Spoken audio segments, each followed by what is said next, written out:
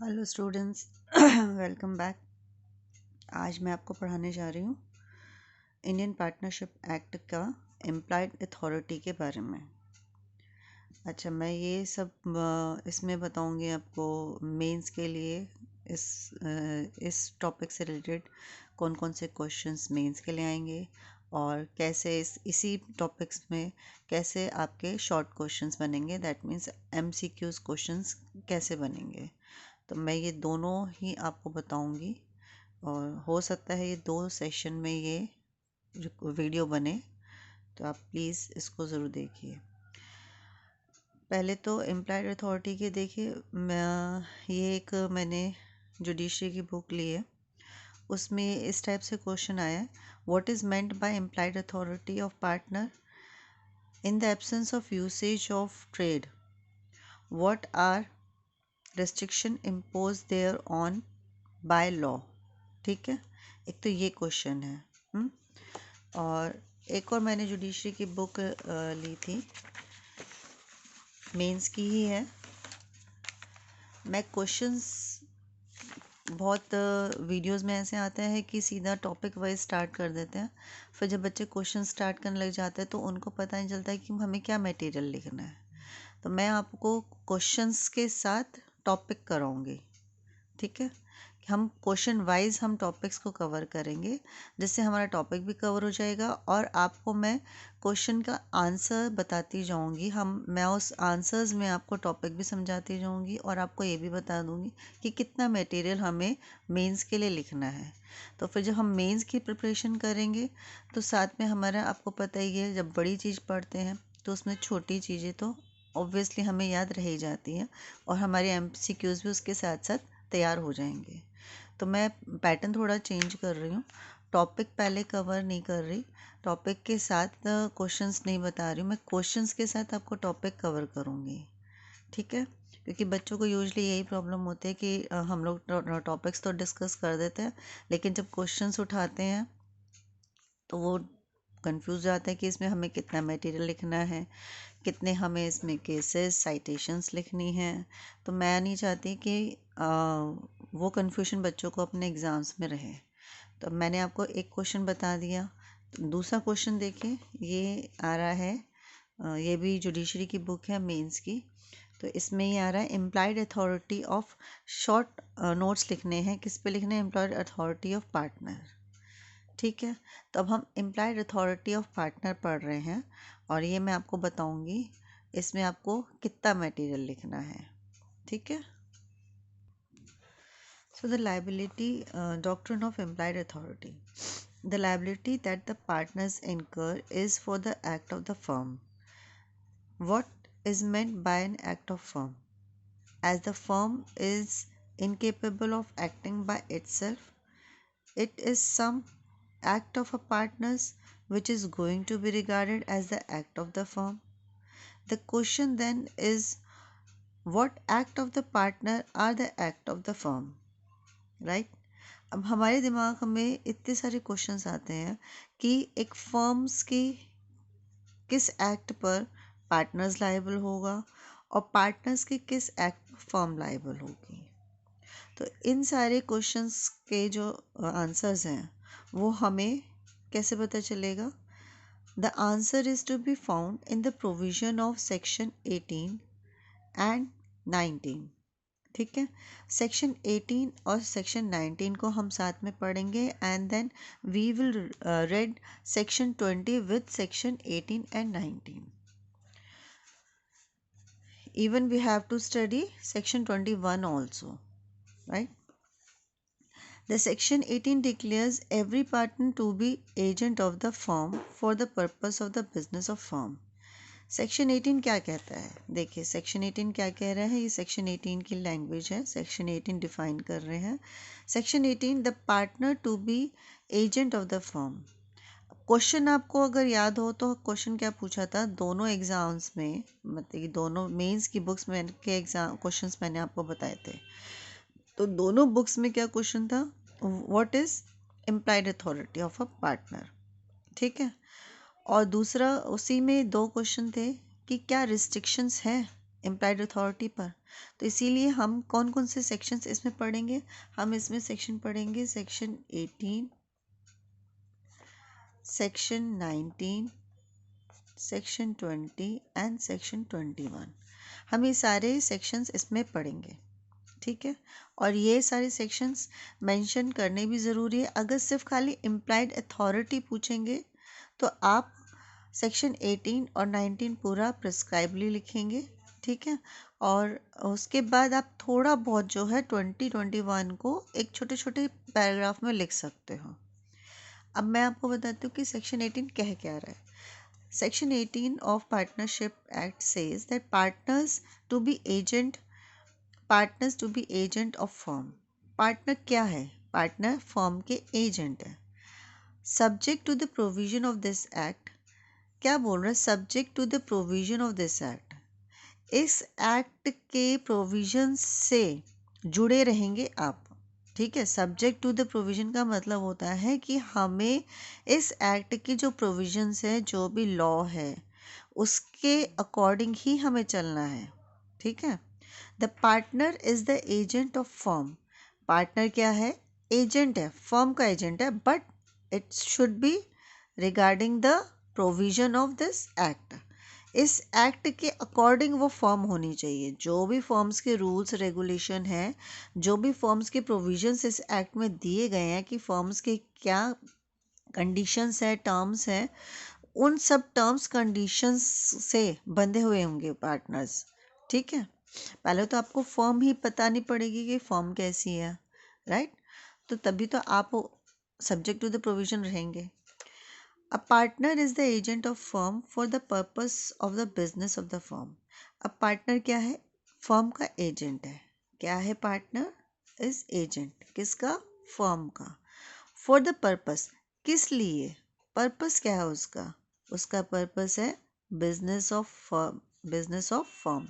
Firm का जो business है उसके लिए वो एजेंट बना हुआ है, ठीक है, उसका एजेंट है।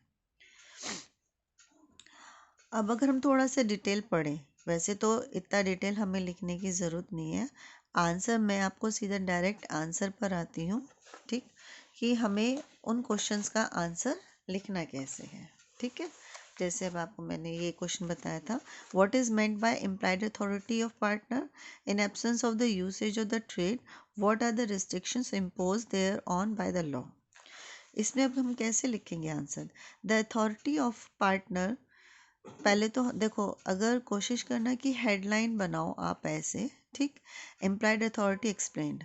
पहले तो आपको एम्प्लॉयड अथॉरिटी एक्सप्लेन करनी पड़ेगी, एम्प्लॉयड अथॉरिटी है क्या, ठीक है। तो अब हम उसको एक्सप्लेन कर रहे हैं। The authority of partner to bind the firm for his act. कौन सी अथॉरिटी है? उसके पास ऐसी अथॉरिटी है कि वो बाइंड कर रही है फर्म को फॉर हिज एक्ट, जो वो खुद एक्ट कर रहा है। यानी कि पार्टनर्स के पास एक ऐसी इम्प्लाइड अथॉरिटी होती है। एक तो एक्सप्रेस अथॉरिटी हो गई, इम्प्लाइड और एक्सप्रेस अथॉरिटी को आपको पता है। इम्प्लाइड अथॉरिटी है कि वो कोई भी एक्ट कर रहे हैं फर्म का बिजनेस करने के लिए, ठीक है। तो वो कोई भी एक्ट कर रहे हैं तो दैट मीन्स कि फर्म उसमें लाइबल है और फर्म पार्टनर्स के हर एक्ट के लिए लाइबल है। और पार्टनर जो है वो फर्म को बाइंड कर रहा है अपने एक्ट से, contain in section 19 of the partnership act is called implied authority. अब कौन डिफाइन करता है इम्प्लाइड अथॉरिटी को? सेक्शन 19 इम्प्लाइड अथॉरिटी को डिफाइन कर रहा है, ठीक है। Thus the act of the partner which is done to carry on in usual way business of kind carried on by firm binds the firm. Section 19 ये कह रहा है। अब आपको मैं एग्जैक्ट सेक्शन 19 की लैंग्वेज बता रही हूँ। सेक्शन 19 क्या कह रहा है? ये कह रहा है section 19 implied authority of partner as agent of the firm. क्या बोल रहा है कि इम्प्लाइड अथॉरिटी है किसकी? पार्टनर की। एज अ एजेंट है वो, ठीक, फर्म का एज एजेंट है और पार्टनर के पास एक इम्प्लाइड अथॉरिटी है। सबसेक्शन 1, सेक्शन 19 का सबसेक्शन 1 क्या बोल रहा है? Subject to the provision of section 22। अब सेक्शन 22 क्या है हमारा? अब बताओ सेक्शन 22 क्या है? मेरी थोड़ी तबीयत खराब है तो आपको मेरी आवाज़ ऐसी लग रही होगी, है ना। मेरे पास अभी बेरेक्ट नहीं है, बेरेक्ट आएगा तो मैं आपको बताऊंगी। चलिए हम सेक्शन 19 को पहले कवर कर लेते हैं। सेक्शन 19 कह रहा है subject to the provision of section 22 the act of partner which is done to carry on in a usual way business of kind carried on by the firm binds the firm subject to the provision, यानी कि जो भी section 22 में provisions है उसके according ही होगा।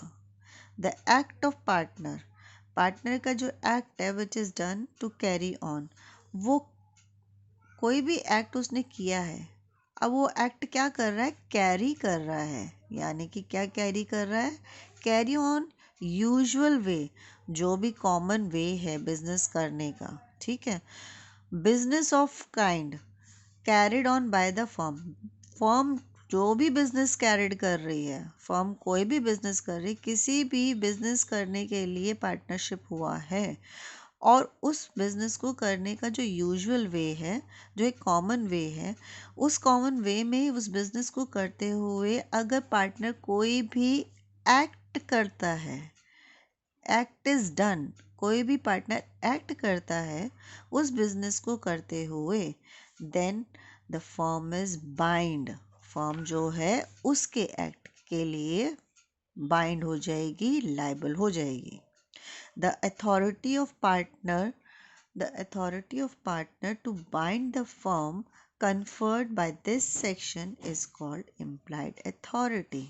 अब क्या कह रहे हैं कि जो एम्प्लॉयड अथॉरिटी क्या है कि authority of partner to bind the firm conferred by this section, ये जो सेक्शन है इस सेक्शन में पार्टनर्स को एक अथॉरिटी दे दी है। उस अथॉरिटी को इम्प्लाइड अथॉरिटी कहते हैं, जो कि एक फर्म को मजबूर कर देती है, लाइबल कर देती है पार्टनर्स के उस एक्ट के लिए, ठीक है।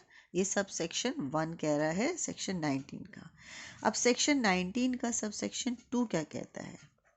सेक्शन 19 का हमें इतना बड़ा नहीं लिखना है आंसर में, मैं अभी आपको सिर्फ बता रही हूँ, समझा रही हूँ सेक्शन 19 है क्या एम्प्लॉयड अथॉरिटी में।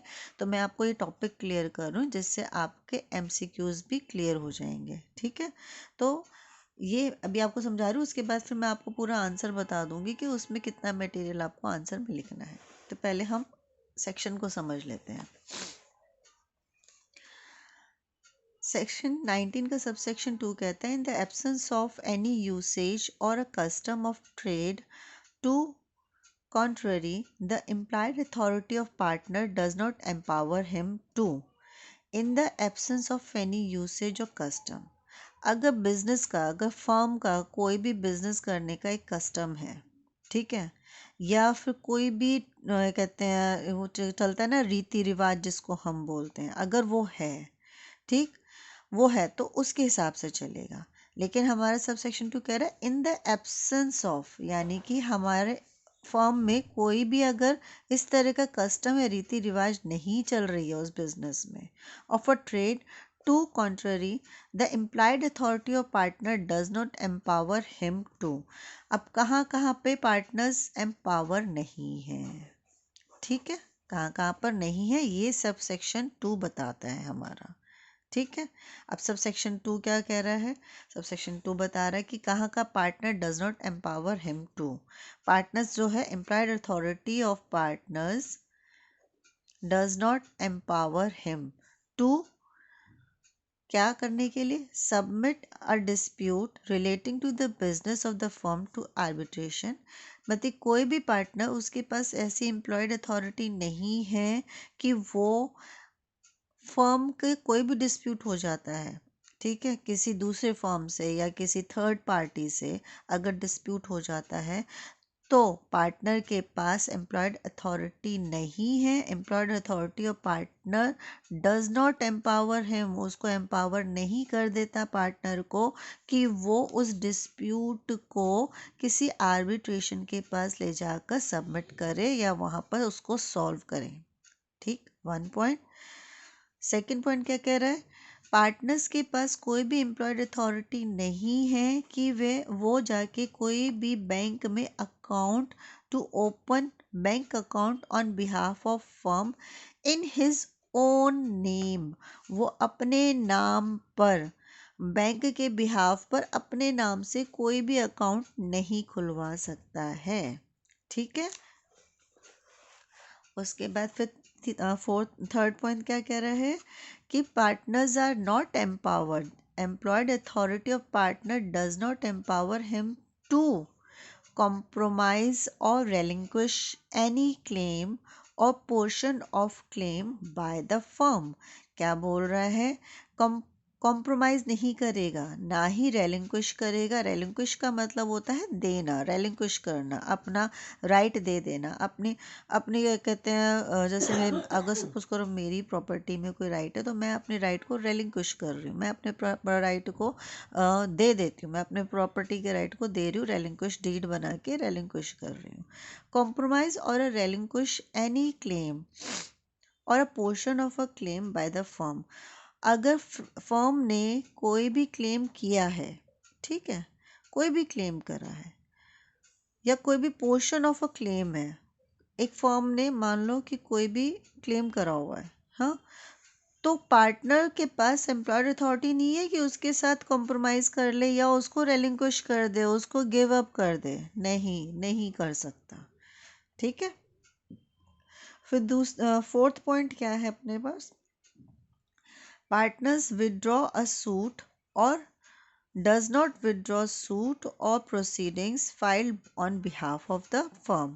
अब पार्टनर्स के पास एम्प्लॉयड अथॉरिटी नहीं है कि फर्म ने अगर कोई भी सूट यानी कि केस करा हुआ है या उसकी कोई भी प्रोसीडिंग्स फर्म के बिहाफ पे चल रही है तो वो उसे विदड्रॉ नहीं कर सकता, वो कोर्ट से उसे विदड्रॉ नहीं कर सकता। पार्टनर्स के पास एम्प्लॉयड अथॉरिटी नहीं है। ठीक है, अच्छा, उसके बाद आ जाता है पॉइंट नंबर ई। पार्टनर्स के पास एम्प्लॉयड अथॉरिटी नहीं है कि वह एडमिट करे एनी लाइबिलिटी इन सूट और प्रोसीडिंग अगेंस्ट द फर्म। समझ में आया कि वो फर्म के अगेंस्ट सूट या प्रोसीडिंग, कोई भी प्रोसीडिंग या सूट चल रही है तो उसमें वो एडमिट या किसी भी लाइबिलिटी को एडमिट नहीं करेगा। पार्टनर्स के पास ये एम्प्लॉयड अथॉरिटी नहीं है। उसकी एम्प्लॉयड अथॉरिटी जो सेक्शन 19 सब सेक्शन 1 में दी है ना, उसमें उसको ये राइट नहीं दिया कि वो किसी भी प्रोसीडिंग या केस में जाके, किसी केस या प्रोसीडिंग में जाके एडमिट करे कोई भी लाइबिलिटी को, वो नहीं कर सकता। ठीक है, अब आ गया next point, to acquire immovable property on behalf of firm. अब पार्टनर्स के पास एम्प्लॉयड अथॉरिटी ये भी नहीं है कि वो कोई भी इमूवेबल प्रॉपर्टी को एक्वायर कर ले on behalf of firm. Firm के बिहाफ पे कोई भी एम्प्लॉयड अथॉरिटी नहीं दी गई है कि फर्म के बिहाफ पर कोई भी इमूवेबल प्रॉपर्टी को एक्वायर करे। ठीक है, या फिर transfer the immovable property belonging to firm, या जो फर्म की जो प्रॉपर्टी है वो किसी को भी वो ट्रांसफ़र नहीं कर सकता। Enter into partnership on behalf of the firm, या फिर फर्म के बिहाफ पे किसी और के साथ पार्टनरशिप में एंटर नहीं कर सकता। ठीक है, तो अब ये सारे जो पॉइंट्स हैं, ये सब पॉइंट्स आप ये हाईलाइट कर लीजिए, किस किस में नहीं कर सकता। एक तो देखिए हाईलाइट करने का तरीका बहुत अच्छा आना चाहिए, तभी आप उसको याद भी कर पाओगे। क्या क्या नहीं कर सकता, एम्प्लॉयड अथॉरिटी क्या नहीं है, डज नॉट एम्पावर पार्टनर्स। ठीक है, डज नॉट एम्पावर, ठीक, डज नॉट एम्पावर, राइट।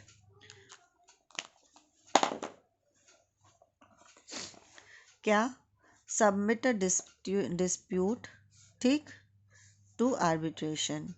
ठीक है, cannot open bank account in his own name, अपने नेम में नहीं कोई बैंक अकाउंट खोल सकता है।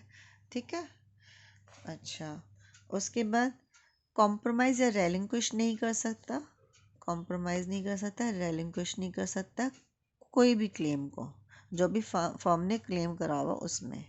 उसके बाद फिर he cannot withdraw suit or proceedings on behalf of firm.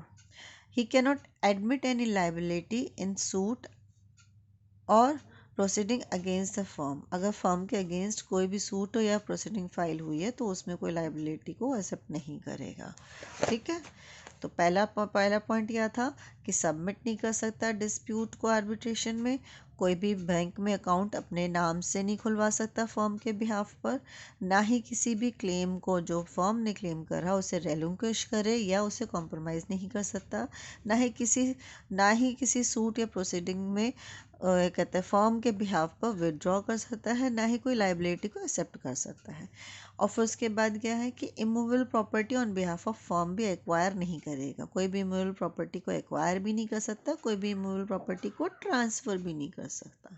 ठीक है, और सबसे लास्ट में क्या है कि किसी भी पार्टनरशिप पर के साथ पार्टनरशिप नहीं एंटर कर सकता फर्म के बिहाफ पर। ठीक है, समझ में आ गया।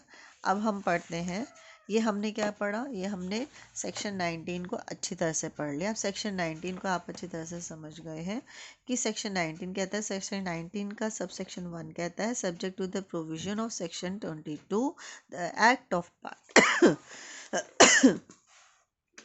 the act of partner which does not carry which is done to carry on in the usual way business of kind carried on by the firm binds the firm। ठीक है, यानी कि जो भी काम एक यूजुअल वे में होता है, कॉमन वे में जो भी फर्म काम कर रही है उसी कॉमन वे में अगर वो कोई भी फर्म के बिहाफ पे एक्ट करता है तो वो एक्ट फर्म को बाइंड करेगी। अनयूजुअल वे में नहीं कि अनयूजुअल वे में जाके वो फर्म का कोई काम कर रहा है तो फर्म उसे बाइंड कर रही है, नहीं, यूजुअल वे में होना चाहिए, कॉमन वे में होना चाहिए। ठीक है, authority of a partner to bind the firm conferred by this section. ये सेक्शन जो है कन्फर करता है कि पार्टनर्स की एक्ट को कैसे फर्म बाइंड हो जाती है, उसे हम कहते हैं एम्प्लॉयड अथॉरिटी। अब कहाँ कहाँ पर उसके एम्प्लॉयड अथॉरिटी नहीं है ये हमने सब सेक्शन 2 में पढ़ लिया है। ठीक है, सब सेक्शन 2 में कब पढ़ा है, क्या क्या पढ़ा हमने कि हमारे पास पार्टनर के पास एम्प्लॉयड अथॉरिटी नहीं है, उसके पास एम्पावर नहीं करा गया उसको क्या क्या नहीं करने के लिए, वो क्या क्या नहीं कर सकता है कि किसी भी डिस्प्यूट को, अगर फर्म का कोई डिस्प्यूट है उसे आर्बिट्रेशन के सामने सबमिट नहीं कर सकता। कोई भी बैंक में अकाउंट अपने नाम पर नहीं खुलवा सकता ऑन बिहाफ ऑफ पार्टनर। कोई भी अगर क्लेम फर्म ने करी है, अगर कहीं भी क्लेम कर रहा है फर्म तो उसका कॉम्प्रोमाइज़ नहीं करेगा, ना ही उस क्लेम को रेलिंक्विश करेगा या छोड़ देगा। ठीक है, ना ही किसी सूट या प्रोसीडिंग में विदड्रॉ कर सकता है और ना ही किसी लाइबिलिटी को एक्सेप्ट कर सकता है, और ना ही इमूवेबल प्रॉपर्टी को एक्वायर कर सकता है फर्म के बिहाफ पर, ना ही किसी प्रॉपर्टी को ट्रांसफ़र कर सकता है फर्म के बिहाफ पर। इवन फर्म के बिहाफ पर वो किसी और के साथ पार्टनरशिप में एंट्री भी नहीं कर सकता, एंटर नहीं कर सकता। ठीक, अब मैं आपको ये बताऊंगी कि जो हमारे पास एक क्वेश्चन था इसमें आंसर हमें क्या क्या लिखना है। और जो मैंने आपको पहले बताया था, दोनों ही ये जो बुक है ये मेंस की है और दोनों में ही एम्प्लॉयड अथॉरिटी के ऊपर क्वेश्चंस आए हुए हैं। तो अब क्या है, पहले तो हमें क्या मेंशन करना हो, देखिए इसमें इन्होंने जो है सेक्शन 18 मेंशन नहीं करा हुआ, तो आप इसमें सेक्शन 18 को ज़रूर मेंशन करिएगा। ठीक है, यहाँ पर आप सबसे पहले सेक्शन 18 को मेंशन करिएगा कि क्या कहते हैं पार्टनर है कौन, एक्चुअल में पार्टनर है कौन। जब वो पार्टनर के बारे में आप बताओगे कि what is partner, who is partner, he is the agent of the firm. ठीक है, उसके बाद फिर हम ये मेंशन करेंगे employed authority explain under section 19। यहाँ पर हमें हाईलाइट ऊपर करना है, यहाँ पर अंडर सेक्शन 19 यहाँ हमें मेंशन करना है अंडर सेक्शन 19 कि सेक्शन 19 के अंडर मेंशन है। ठीक है, implied authority explained under section 19 the authority of the partner to bind the firm for his act contained in section 19 of the partnership act is called the implied authority। ठीक है, ऐसे आपको answer लिखना है। Thus the act of the partner which is done to carry on in a usual way business of a kind carried on by the firm binds the firm section 19। ठीक है, the act of the partner usual in conduct of the firm business. अब क्या है, अब थोड़ा सा आपको explain भी करना पड़ेगा कि यूजुअल वे होता क्या है, कैसे यूजुअल वे को क्या बोल रहे हैं। सेक्शन 19 आपने ये कहते हैं एक लैंग्वेज लिख दी सेक्शन 19 की, उसके मतलब आप अपनी लैंग्वेज में लिख सकते हैं। An act of the partner usual in conduct of the firm's business will bind the firm even though the partner has no express authority। अब अगर उसके पास, देखिए मैंने आपको बताया था ना कि एक होती है एक्सप्रेस अथॉरिटी और एक होती है इम्प्लाइड अथॉरिटी। इम्प्लाइड अथॉरिटी जो है एक्सप्रेसली दी नहीं जाती, ठीक है, और वो यूजुअल वे में काम करता है उसको, तो उसको ये नहीं है स्पेसिफिकली हर एक अथॉरिटी मेंशन नहीं करी जाएगी क्लॉजेस में कि ये।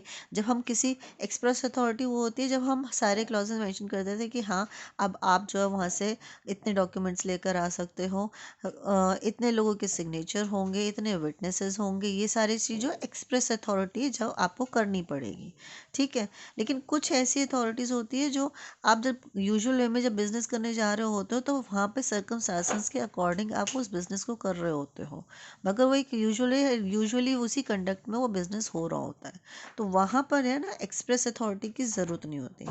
तो क्या बोल रहे हैं, an act of a partner usual in a conduct of the firms business, एक यूजुअल कंडक्ट कर रहा है फर्म के बिजनेस को, यूजुअली उसको परफॉर्म कर रहा है, will bind the firm even though the partner has no express authority, चाहे उसके पास एक्सप्रेस अथॉरिटी हो या ना हो, ठीक है।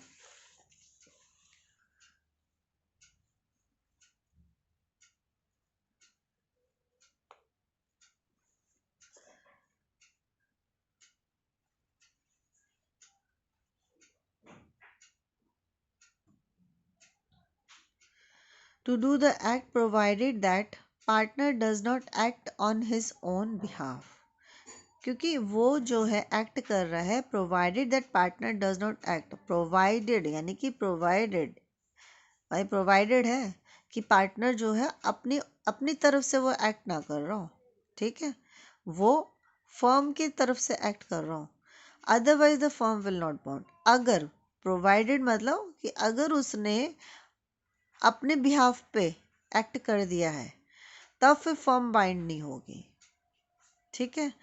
दो even though he had benefit by the partners act, चाहे फर्म फिर उसके एक्ट से बेनिफिटेड क्यों ना हो गई हो, ठीक, तो भी फर्म लाइबल नहीं होगी, firm will be not bound. समझ में आया। अब क्या कह रहे हैं कि जब तक आप यूजुअल वे में कॉमन बिजनेस के तरीके से आप एक्ट नहीं कर रहे हो तब तक फर्म बाउंड नहीं होती, ठीक। चाहे आप अपने उसको अनयूजुअल वे में कोई भी काम का बेनिफिट आप उसे पहुंचा दो फर्म को, तो भी फर्म बाउंड नहीं होगी, ठीक है। दैट मीन्स कि you have to act in a usual way, यानी कि ना कॉमन वे, जैसे बिजनेस कॉमनली होता है वैसे ही आप एक्ट करोगे। अब ये इसमें केस कौन सा है, देखिए इसमें एक तो बियर्ड का केस है, इसे आप ज़रूर लिख लीजिएगा, ये 1980 का है। अब्दुल रहमान वर्सेस अफसल हुसैन का केस है, ठीक। इसके बाद फिर अब आ जाता है कि वाई, हमें नेक्स्ट टॉपिक इसमें लिखना है why it is implied, implied authority क्यों है इसकी।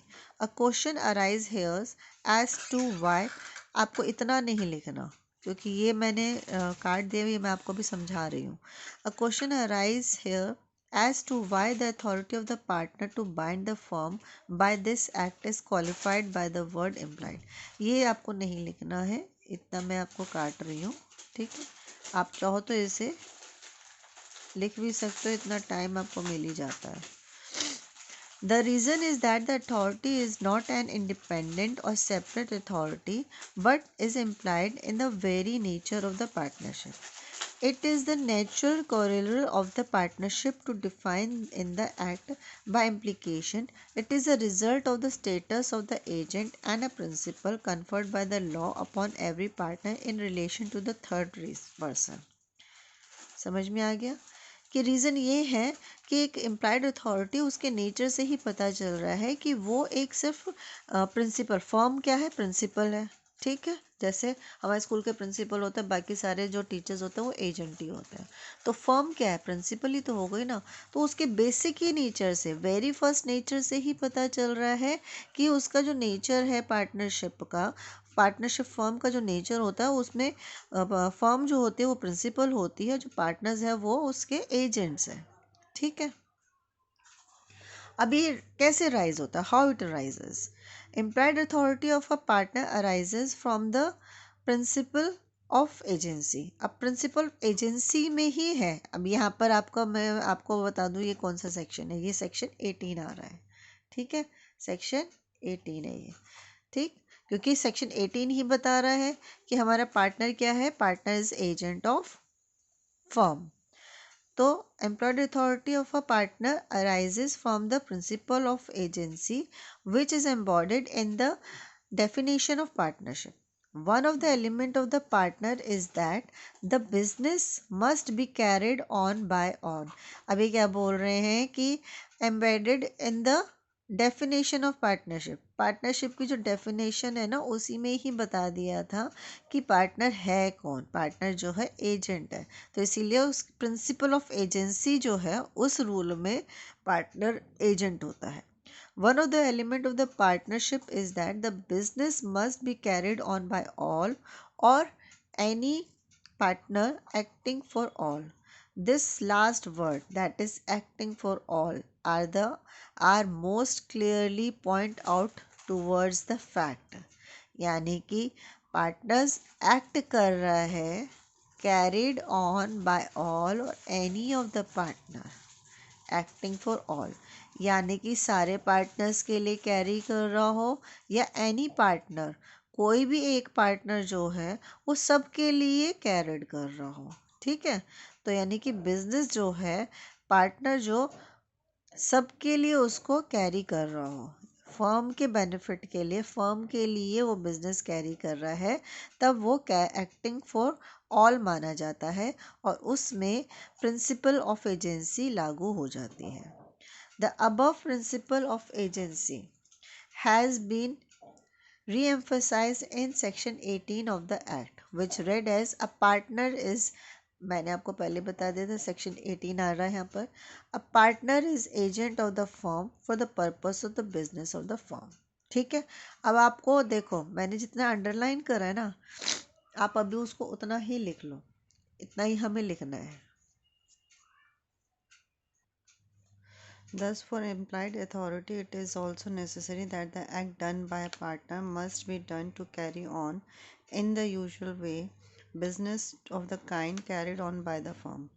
What is usual for one kind of the business may not be so for another kind of business। In trading firm में क्या होता है, every partner will have an implied authority to borrow the money for the purpose of the business and thus make the other partner also liable for the amounts of borrowed। ये Perumal versus Mohammad AIR 1958 के case में mention किया गया था। Question, तो अब हमने ये पढ़ लिया कि व्हाट इज इम्प्लाइड अथॉरिटी।